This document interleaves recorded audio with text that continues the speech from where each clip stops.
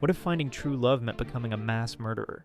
Akira was completely clueless that 7 of his closest friends were head over heels for him.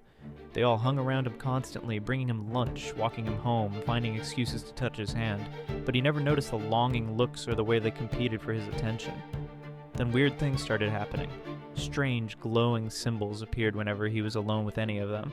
Ancient markings that pulsed with dark energy, but he just shrugged them off as coincidence, until a fortune teller grabbed his wrist and screamed about an ancient curse. She said he was bound by dark magic, that choosing one heart would destroy all others who loved him. He laughed it off until the day he finally confessed to Yuki.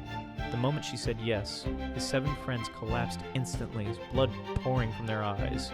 They died while watching the person they loved choose someone else. Yuki stared at the bodies in horror, realizing their happiness was built on a foundation of death. Love had never felt so terrifying.